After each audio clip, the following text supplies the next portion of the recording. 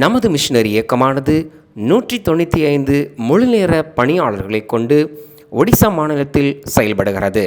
நமது மிஷனரி இயக்கமானது இந்த ஆண்டில் ஒடிசா மாநிலத்தில் 6000 புதிய கிராமங்களுக்கு இயேசுவின் சுவிசேஷத்தை அறிவிக்கவும், ஆலயங்கள் இல்லாத இடங்களில் இந்த ஆண்டு 15 புதிய ஆலயங்களை கட்டவும், 30 புதிய முழுநேர மிஷனரிகளை அனுப்பவும் வேண்டும் என்ற தரிசனத்தோடு செயல்படுகிறது. சுவிசேஷ பாரத்தோடு இயங்கும் இந்த ஊழியத்தின் தேவைகள் சந்திக்கப்படவும், கொடுக்கும் பங்காளர்கள் எழும்பவும் ஜெபியுங்கள். பிரியமானவர்களே, இந்த நாளிலும் நாம் தியானத்துக்காக எடுத்துக்கொண்ட வேத பகுதி யோபுடைய புத்தகம் 42வது அதிகாரம் 2வது வசனம். தேவரீர் சகலத்தையும் செய்ய வல்லவர், நீர் செய்ய நினைத்தது தடைபடாது என்பதை அறிந்திருக்கிறேன். பிரியமானவர்களே, யோபு பக்தன் தேவனை பார்த்து சொல்லக்கூடிய வார்த்தை, தேவரீர் சகலத்தையும் செய்ய வல்லவர், நீர் செய்ய நினைத்தது தடைபடாது. ஆம் பிரியமானவர்களே, ஆண்டவருடைய இரத்தத்தினாலே கழுவப்பட்ட, அவருடைய ஆவியை பெற்றுக்கொண்ட, அனுதினமும் அவரோடு கூட ஐக்கியப்பட்டிருக்கிற கர்த்தருடைய பிள்ளைகளாகிய உங்கள் வாழ்க்கையிலே, உங்கள் குடும்பத்தில் தேவன் செய்ய நினைத்தது தடைபடாது, தடைபடவே தடைபடாது. எந்த வல்லமையாலும் அதை தடுத்து நிறுத்த முடியாது. ஒரு மனிதனுடைய வாழ்க்கையில் தேவன் திட்டங்களை வைத்திருக்கிறார். அந்த திட்டங்களை வேற எந்த வல்லமையாலும் சிதைக்க முடியாது, அதை அழித்து போட முடியாது. காரணம், அவர் சர்வ வல்லமையுள்ள தேவன். அவர் ஒரு மனிதனுடைய வாழ்க்கையில் என்ன நினைக்கிறாரோ அதை நிச்சயமாக செய்து முடிப்பார். நாம் அவருடைய கைக்குள்ள அடங்கி இருக்கும்போது, நாம் கீழ்ப்படிந்து வாழும்போது, தேவனோடு கூட நாம் நல்மனதோடு இணைந்து வாழும்போது, அதாவது குற்ற உணர்வு இல்லாமல் நம்ம அவரோடு கூட ஐக்கியப்பட்டிருக்கும்போது, அவர் நம்முடைய வாழ்க்கையில் என்ன தீர்மானித்திருக்கிறாரோ அது ஒருபோதும் தடைபடவே தடைபடாது. வேதத்தில் அதற்கான நிறைய ஆதாரங்களை நம்ம பார்க்க முடியும். அநேக சாட்சிகள் வேதாமத்தில் இருக்கிறது. ஆண்டவர் சொன்னதை அவர் அப்படியே செய்து முடித்திருக்கிறார். அதற்கான ஆதாரங்கள் நிறைய இருக்குது. ஆகவே பிரியமானவர்களே, இப்பொழுது நீங்கள் அனுபவித்து கொண்டிருக்கிற அந்த வேதனைகள் நிமித்தம், பாடுகள் நிமித்தம், உபத்திரவத்தின் நிமித்தம், தரித்திரத்தின் நிமித்தம் ஒருவேளை நீங்கள் சோர்ந்து போய் காணப்படலாம். ஆனால் இன்றைக்கு ஆண்டவர் உங்களை பார்த்து சொல்லுகிறார், நான் உன் வாழ்க்கையில் செய்ய நினைத்தது தடைபடாது. மகனே தடைபடாது, மகளே தடைபடவே தடைபடாது. அவர் சகலத்தையும் செய்து முடிக்கக்கூடிய ஆண்டவர். யோபு அதை உணர்ந்தவனாக இதை சொல்லுகிறான். சகலத்தையும் செய்ய வல்லவர். சகலம் என்று சொல்லும்போது அதில் எல்லாம் அடங்கி போய் விடுகிறது. எல்லாம் அவரால் கூடாதது ஒன்றுமே கிடையாது, எல்லாமே அடங்கி விடுகிறது. பிரியமானவர்களே, யோசேப்புடைய வாழ்க்கையை நம்ம பார்க்கும்போது, அவன் தன் தகப்பனோடு வாழ்ந்த காலத்தில் தேவன் அவனுடைய வாழ்க்கையிலே அவர் இருதயத்தில் கொண்ட திட்டங்களை தரிசனத்தின் மூலமாய் வெளிப்படுத்தினார். அந்த தரிசனத்துடைய பொருள் என்ன? 2 விதமான ஒரே பொருள் உள்ள சொப்பனங்கள் அவன் கண்டான். அந்த 2 சொப்பனத்தின் அர்த்தமும் அவன் தன் தகப்பனை பார்க்கிலும், தாயை பார்க்கிலும், தன்னோடு கூட பிறந்த சகோதரர்களை பார்க்கிலும் அவன் உயர்த்தப்பட்ட நிலையில் இருப்பான் என்பதே அந்த தரிசனத்துடைய பொருளாயிருந்தது. அவன் தேவனோடு இணைந்து வாழக்கூடியவனாயிருந்தான். அவன் இருதயம் தேவனை சார்ந்திருந்தது. தேவனும் அவன் மேல பிரியமாயிருந்தார். யோசேப்பு குற்ற உணர்வு அவனுக்குள் இல்லாதபடிக்கு தேவனோடு நல்மனம் பொருந்தி வாழ்ந்ததை நம்ம பார்க்கிறோம். ஆனால் அந்த தரிசனத்தை கண்டு என்றைக்கு அவன் மற்றவர்களிடத்தில் பகிர்ந்து கொண்டானோ அப்பொழுதே விரோதங்கள் அவனுக்கு எழும்பியதை பார்க்கிறோம். காரணம், அந்த தரிசனத்தை கேட்கிற பிசாசு அந்த தரிசனத்தை நிறைவேற்றக்கூடாதபடிக்கு அவனுக்கு விரோதமாக அவன் சகோதரர்களை எழுப்பிவிட்டதை நம்ம பார்க்கிறோம். சகோதரர்களே பொறாமை கொண்டார்கள். இன்றைய காலத்தில் அப்படிப்பட்ட நிகழ்வுகளை நம்ம ரொம்ப அதிகமாக பார்க்க முடியும்.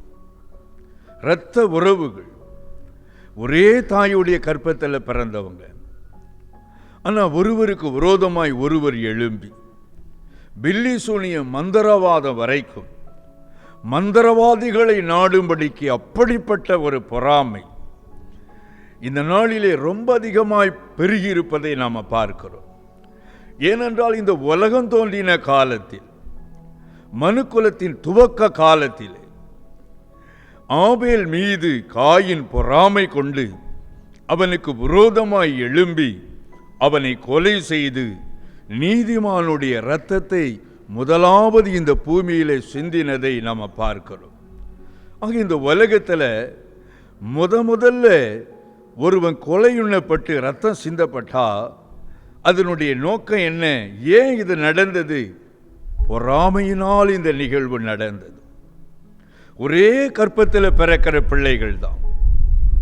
ஒரு குறிப்பிட்ட காலம் வரைக்கும் ஒருவருடைய வாயின் அப்பத்தை இன்னொருவர் சாப்பிடும்படிக்கு அந்த விதமாய் நரம்பு சதையுமாய் இணைந்திருக்கிற குடும்பங்கள், சகோதர சகோதரிகள். ஆனால் தனக்கென்று தனித்தனியே குடும்பங்கள் உருவாகும் போது ஒவ்வொருவருடைய வாழ்க்கையிலும் பொறாமைகள் பெருகுவதை பார்க்கிறோம்.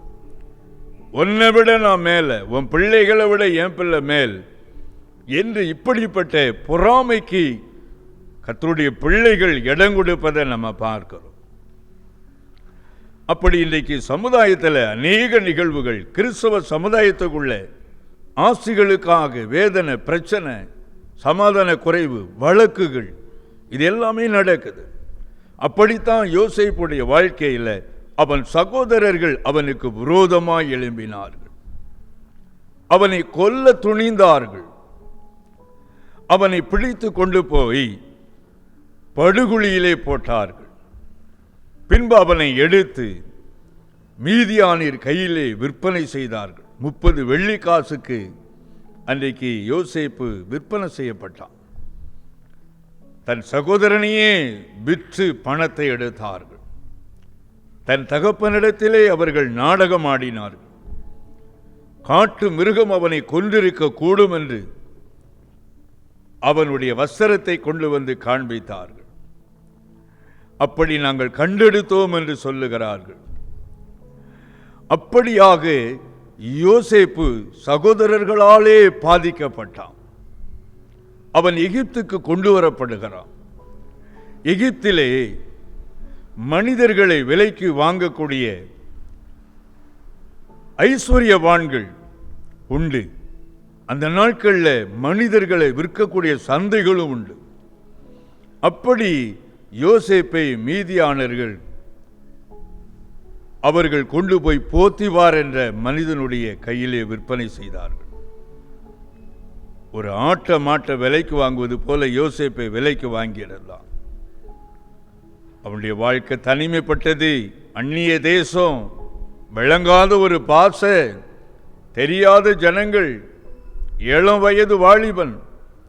ஆனால் போத்திபார் வீட்டுக்குள்ள அவன் போனாலும் அவன் தேவனோடு இணைந்திருந்தான். அவன் ஜெபம் பண்ணக்கூடியவனாயிருந்தான். அது நிமித்தமாக தேவன் அவன் மீது கிருபையாயிருந்தான். பிரியமானவர்களே, தரிசனம் பெற்றவனை அழித்துவிட துடித்துக் கொண்டிருந்த சாத்தான் அவனை எகிப்துக்கு கொண்டு போய் விடலாம் என்று தீர்மானித்த பிசாசு ஒரு பக்கம் தேவனுடைய திட்டத்தை உணர்ந்த சாத்தான் யோசேப்புடைய வாழ்க்கையிலே மிகவும் அதிகமாய் போராடி கொண்டிருந்தான். ஆனால் அதையே தேவன் மகிமைக்கு ஏதுவாக மாற்றினதை நம்ம பார்க்க முடியும். எந்த தேசத்திலே யோசேப்பை அதிகாரியாக தேவன் வைக்க தீர்மானித்தாரோ அந்த தேசத்துக்குள்ளே பிசாசு தேவ திட்டத்தை உணராதபடிக்கு அவனை கொண்டு வந்து எகிப்திலே தள்ளிற்று. பிரியமானவர்களே, போத்திபார் வீட்டிலே யோசேப்பு செய்வது எல்லாமே வாய்க்க பண்ணினான். அந்த விதமாக யோசேப்புடைய வாழ்க்கையிலே தேவனுடைய கிருபை இருந்தது. கர்த்தர் அவனோடு கூட இருந்தார். அவன் செய்த காரியத்தில் எல்லாம் அவனோடு கர்த்தர் இருப்பதை போத்திபார் அவன் பார்க்கிறான். எத்தனையோ வேலையாட்கள் அவனுடைய அரண்மனையில், அவனுடைய வீட்டில், அவனுடைய தோட்டத்தில் இருந்த போதிலும், ஆனால் யோசேப்பு அவன் செய்த எல்லா காரியமும் மகிமையாக இருந்தது. ஒவ்வொரு காரியத்தையும் பார்த்து அந்த போத்திபார் தன்னுடைய வீட்டுக்கு அவனை அதிகாரியாக வைத்தான். முதலாவது உயர்வு அங்கே வந்தது. அங்கே யோசேப்புடைய வாழ்க்கையிலே பாவ சோதனையை பிசாசு கொண்டு வருகிறான். அந்த பாவ சோதனையின் நிமித்தமாக யோசேப்புடைய வாழ்க்கையில் அவன் செய்யாத குற்றத்திற்காக சிறைச்சாலைக்குள்ளே தள்ளப்பட்டான். காவற் கிடங்கில் அவன் போய் விழுந்தான். தரிசனம் நிறைவேறும் என்று காத்து கொண்டிருந்த யோசேப்புடைய வாழ்க்கையிலே வேதனைகள் வந்தது, வருத்தம் துக்கங்கள் வந்தது. ஐயோ அவ்வளவுதானா என்ற ஒரு பெரிய துக்கம், நிந்தை அவமானம் அவனை மூடிற்று. அங்கே இருந்த வேலையாட்களுக்கு முன்பாக போத்திபார் அவன் தலையை நிமிர பண்ணினதை அநேக வேலையாட்கள் பார்த்து துக்கித்திருக்கக்கூடும். நமக்கு பின்னால வந்த ஒருவன் இன்னைக்கு இந்த வீட்டில் உயர்வா இருக்கிறானே, அப்படியெல்லாம் அவன் உயர்வை பார்த்து துக்கித்து கொண்டிருந்த மற்ற வேலையாட்கள் எல்லாரும் பரியாசம் பண்ணக்கூடிய சூழ்நிலையிலே யோசேப்பு காவற் கிடங்களே தள்ளப்பட்டான். தரிசனம் நிறைவேறும் என்று காத்திருக்க அங்கே காவற் கிடங்களே அவன் விழுந்து போனான். பிரியமானவர்களே, யோசேப்பு துக்கப்பட்டு அழுதிருக்கக்கூடும், வேதனைப்பட்டு இருப்பான். தரிசனம் நிறைவேறும் என்று காத்திருந்தா நான் இந்த காவற்கிடங்களே வந்து விழுந்ததல்ல, நான் செய்த அநியாயம் என்ன, நான் செய்த தீமை என்ன? ஒருவேளை இன்றைக்கு அப்படி நீங்க சிந்தித்துக் கொண்டிருக்கீங்களா? காவற்கிடங்கிலே யோசேப்பை தேவன் கொண்டு போய் போட்டதின் நோக்கம் அங்கிருந்துதான் அவன் சிங்காசனத்திற்கு போக வேண்டும், அங்கேதான் பானபாத்திரக்காரனை சந்திக்க வேண்டும். அவனுடைய ஞானத்தையும் அவனோடு கர்த்தர் இருப்பதையும் ஒருவன் ராஜாவுக்கு எகிப்திலே தெரியப்படுத்த வேண்டுமானால் அந்த காவற்கிடங்கிலே தான் பானபாத்திரக்காரனை சந்திக்கக்கூடிய சூழ்நிலையை தேவன் உருவாக்கி வைத்திருந்தார். வீழ்ச்சி என்று சொல்லி தீர்மானித்த இடத்திலே தேவன் ஜெயத்தை உண்டாக்கினார். ஏனென்றால் தேவன் ஒரு மனிதனுடைய வாழ்க்கையிலே செய்ய நினைத்தது தடைபடாது. பிரியமானவர்களே, ஊழியத்திற்காக குறிப்பிட்ட ஒரு பட்டணத்துக்கு போயிருந்தேன். நான் தங்கியிருந்த இடத்துல ஒரு வாலிப தம்பி என்னை பார்க்கும்படிக்கு வந்தான்.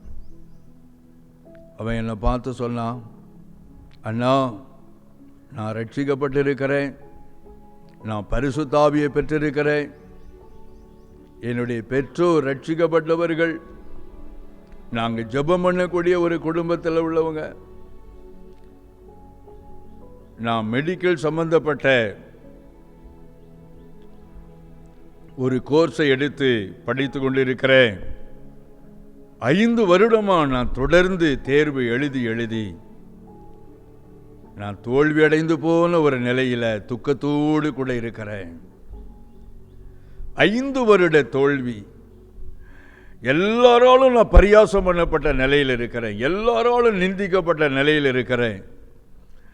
என் வாழ்க்கையே இன்றைக்கு கேள்விக்குறியா இருக்குது. ஐயோ, என்ன செய்வதென்றே எனக்கு தெரியல, என்ன செய்வதென்றே தெரியல என்று மிகுந்த மனவேதனையோடு கூட, துக்கத்தோடு கூட, கண்ணீரோடு கூட அவன் வந்து நின்றான்.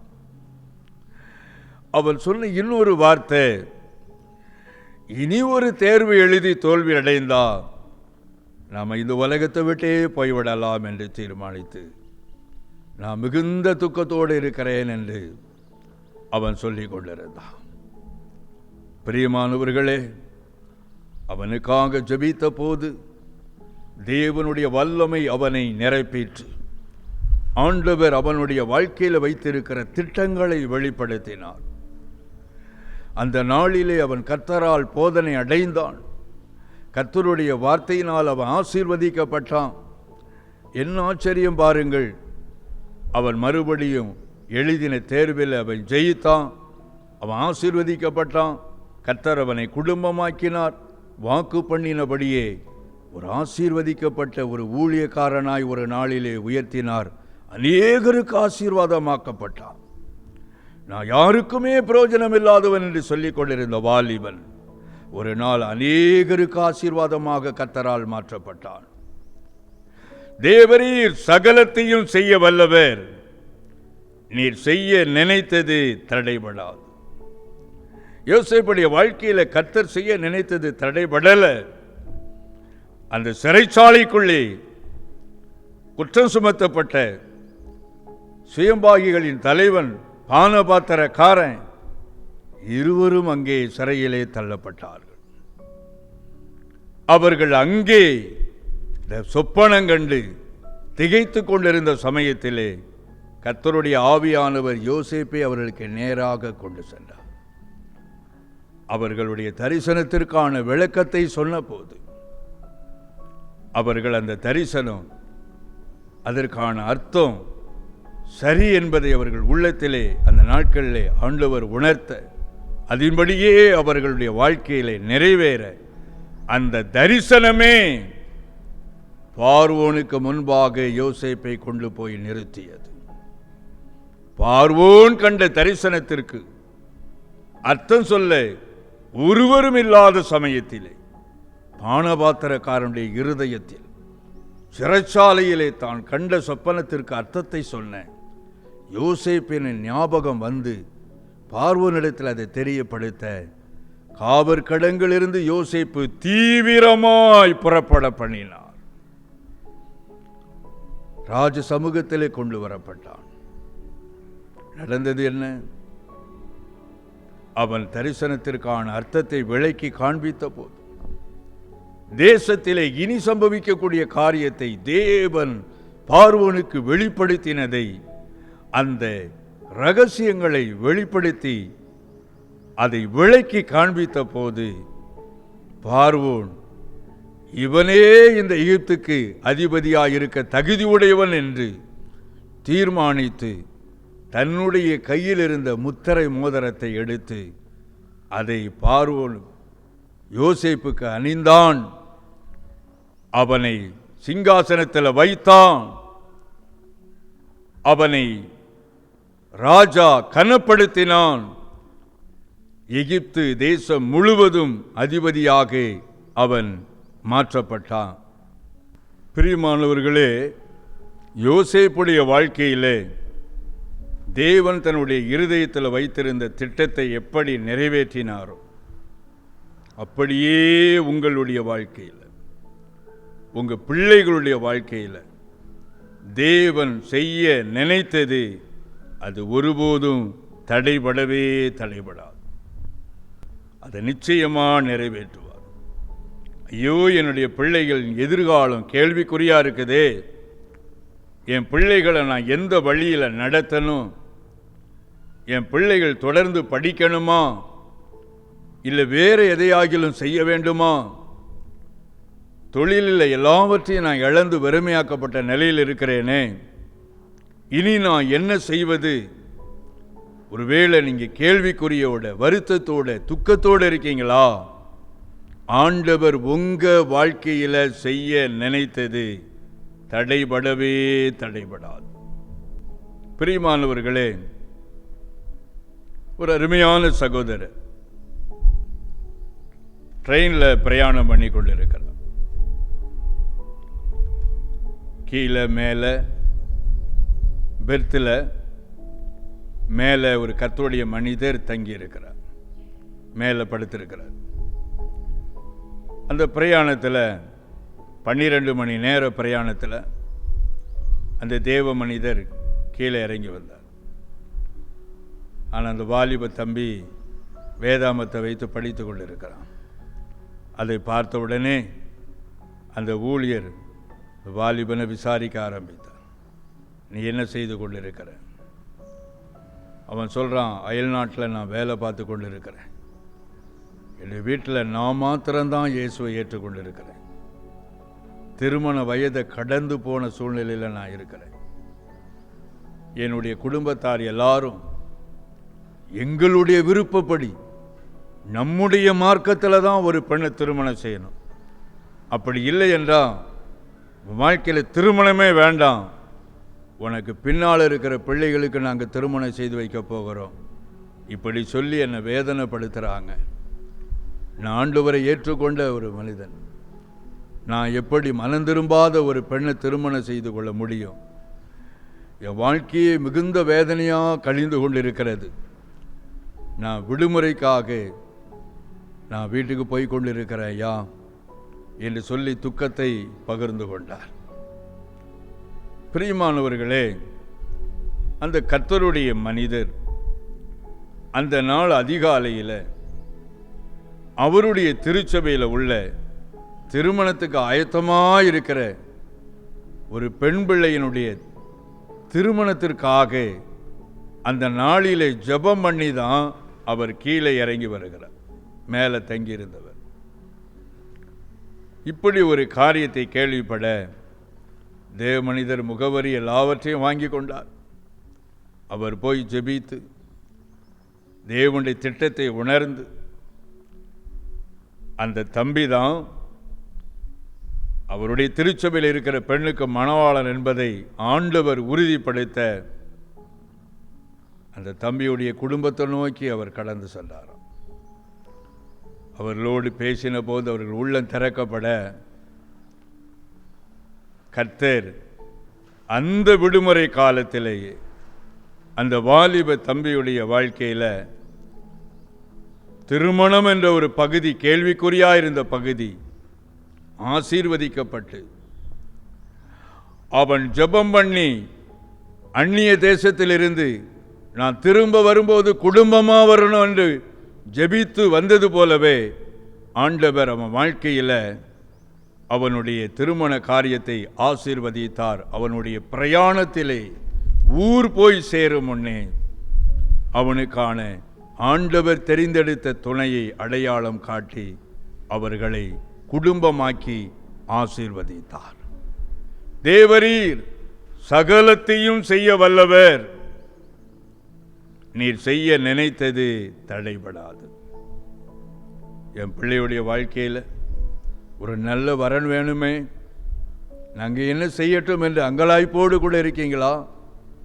வேதனையோடு கூட இருக்கீங்களா? உங்கள் பிள்ளைகளுடைய வாழ்க்கையில் நன்மையை கொண்டு வர கர்த்தர் ஆயத்தமாக இருக்கிறார். அவர் உங்கள் பிள்ளைகளுடைய வாழ்க்கையில் செய்ய நினைத்தது தடைபடவே தடைபடாது. ஒருவேளை பிள்ளைகளுடைய வாழ்க்கையில் யோசேப்பு விழுந்தது போல சிறைச்சாலையின் அனுபவங்கள் வந்தாலும், கண்ணீரின் அனுபவங்கள் வந்தாலும், துக்கங்கள் சூழ்ந்து கொண்டாலும், வேதனைகள் வந்தாலும், தேவன் உங்கள் பிள்ளைகளுடைய வாழ்க்கையில் செய்ய நினைத்தது தடைபடாது. நிச்சயமாகவே ஆண்டவர் அதை செய்வார். ஆண்டவர் இந்த நாளிலே உங்களோடு கூட பேசிக்கொண்டே இருக்கிறார். தேவரீர் சகலத்தையும் செய்ய வல்லவர், நீர் செய்ய நினைத்தது தடைபடாது, தடைபடவே தடைபடாது. தேவ மனிதருடைய வாழ்க்கையிலே தேவன் எப்படி அவர்கள் வாழ்க்கையை திட்டம் பண்ணி இருந்தாரோ அப்படியே உங்கள் குடும்பத்தை அவர் திட்டம் பண்ணி வைத்திருக்கிறார். உன் காலங்கள் என்னுடைய கரத்தில் இருக்குது, உன்னுடைய உட்காருதலையும் எழுந்திருக்குதலையும் நான் அறிந்திருக்கிறேன். கொஞ்சம் சிந்தித்து பாருங்க. உன்னை என் உள்ளங்கையில் நான் வரைந்து வைத்திருக்கிறேன், உன் காலங்கள் என் கரத்தில் இருக்குது. இப்படி அடுக்கடுக்கான கர்த்தருடைய வசனங்கள், வாழ்வின் துவக்கம், வாழ்வின் முடிவு, எங்கே எழுந்து நிற்போம், எங்கே விழுவோம், எங்கே தடை கற்களுக்கு முன்பாக திகைத்து போய் நிற்போம், எல்லாம் தேவனுக்கு தெரியும். அவருக்கு மறைவானது ஒன்றுமில்லை. ஆகவே உங்களுடைய வாழ்க்கையில் உங்கள் குடும்பத்தின் பிள்ளைகளுடைய வாழ்க்கையில் தேவன் செய்ய நினைத்தது தடைபடாது. நான் உங்களுக்காக ஜெபிக்க போகிறேன். கிருபை நிறைந்த ஆண்டவரே, நன்றியோடு கூட உம்மை துதிக்கிறோம், உம்மை ஸ்தோத்தரிக்கிறோப்பா. இரக்கமுள்ள தகப்பனே, உம்முடைய வார்த்தையை கேட்டு என்னோடு இணைந்து ஜெபிக்கிற உம்முடைய பிள்ளைகள் இந்த நேரத்தில் ஓ லார்ட், ஓ ராபா சபாலை வாக்கரபா ஆசீர்வதிக்கப்படும்படியாக இணைந்து ஜெபிக்கிற ஒவ்வொரு குடும்பத்துக்குள்ளும் உம்முடைய வல்லமை இறங்கி வருவதாக. வேதனையோடு கண்ணீரோடு எத்தனையோ ஆண்டுகள் விசாவுக்காக காத்திருக்கிறேனே, நானும் என் கணவரும் பிரிந்திருக்கிறோமே, நாங்கள் குடும்பமாக ஒரே இடத்துல இருக்கணும் என்று சொல்லி போராடி கொண்டிருக்கிற மகளே, கர்த்தர் உன்னை ஆசீர்வதிக்கிறார். உராபா கபால் அபாரா சந்தரபா, இழப்புகளுக்கு சரியாக நன்மையை சரி கட்டுகிற கர்த்தர். எல்லாவற்றையும் நான் இழந்து விட்டேன், எல்லாவற்றையும் இழந்து விட்டேன், இனி இழப்பதற்கு ஒன்றுமே இல்லை என்று வெறுமையான சூழ்நிலையில் வேதனையோடு உட்கார்ந்து கொண்டிருக்கிற சகோதரனை ஆண்டவர் உன் மீது கொண்ட நினைவுகள் பெரியது. உன் வாழ்க்கையில் ஆண்டவர் செய்ய நினைத்தது தடைபடாது. நான் உனக்கென்று புதிய வழிகளை திறப்பேன் என்று ஆண்டவர் வாக்கு பண்ணி ஆசீர்வதிக்கிறார். இயேசுவே நன்றி செலுத்துகிறப்பா, நன்றி செலுத்துகிறேன். இந்த வியாதி என்னை மரணத்துக்கு நேராக கொண்டு போகும்படியாய் வந்ததோ, இனி என் குடும்பத்தை யார் பார்த்து கொள்ளுவார்கள் என்ற அங்கலாய்ப்போடு கூட இருக்கக்கூடிய சகோதரி, நீங்கள் மரித்து போவது இல்லை, நீங்கள் உங்கள் பிள்ளைகளின் பிள்ளைகளை காண்பீர்கள். கர்த்தருடைய வல்லமை உங்கள் மீது இறங்கி வருகிறது. உங்க குடும்பத்தில் உங்க பிள்ளைகளுடைய வாழ்க்கையில் செய்ய நினைத்தது தடைபடாது, தடைபடாது. தடைகளை உண்டு பண்ணுகிற சாத்தானுடைய வல்லமைகள் இயேசுவின் நாமத்தில் அழிக்கப்படுவதாக. குடும்பங்களுக்காக நான் ஜெபிக்கிறப்பா, உம்முடைய பரிசுத்தமுள்ள இரத்தம் குடும்பங்களை நிரப்பட்டும். குடும்பங்களின் பாவங்களை சிலுவையில் சுமந்து கொண்ட ஆண்டவரே, சிலுவையில் பரிகரித்து முடிந்தது என்று சொல்லி முடித்த ஆண்டவரே, நீர் குடும்பங்கள் ஆசீர்வதிக்கும்படிக்கு இறங்கும்படியாக நான் ஜெபிக்கிறப்பா. உம்முடைய வல்லமுள்ள கரத்திலே நான் இவர்களை ஒப்புக் கொடுக்கிறேன். ஆண்டவர் பொறுப்படுங்க, ஒவ்வொருவரையும் ஆசீர்வதிங்க. இயேசுவின் நாமத்தில் பிதாவே, ஆமென். 1998ஆம் ஆண்டு ஆரம்பிக்கப்பட்ட நமது கல்வாரி சுவிசேஷ மிஷனரி இயக்கமானது ஒடிசா மாநிலத்தை தலைமையிடமாக கொண்டு ஒடிசா மாநிலத்தில் 6 மாவட்டங்களில் 176 மிஷனரிகளை கொண்டு 13 இன மக்கள் மத்தியில் ஒவ்வொரு மாதமும் 500 புதிய கிராமங்களை சந்திக்க வேண்டும் என்ற மேலான தரிசனத்தோடு சுவிசேஷ பணியினை செய்து வருகிறது. தேவனுடைய ஆலயங்கள் இல்லாத இடங்களில் தேவனுடைய வார்த்தை அறிவித்து நமது ஊழியத்தின் மூலம் ஆலயங்கள் கட்டப்பட்டு வருகிறது. ஒடிசாவில் வாலிபர் முகாம், சிறுவர் முகாம், விடுதலை முகாம் மூலமாக எண்ணற்ற மக்களுக்கு தேவனுடைய வார்த்தையானது அறிவிக்கப்பட்டு வருகிறது. அறியப்படாத இடங்களில் தேவனுடைய வார்த்தையை அறிவிக்கும் நமது மிஷனரி ஊழியத்தில் இன்னும் அதிகமான மிஷனரி பணியாளர்கள் எழும்பப்படவும், ஒடிசா மொழியில் தேவனுடைய பரிசுத்த வேதாகமத்தை கொடுக்கும் நன்கொடையாளர்கள் எழும்பவும் ஜெபித்துக் கொள்ளுங்கள்.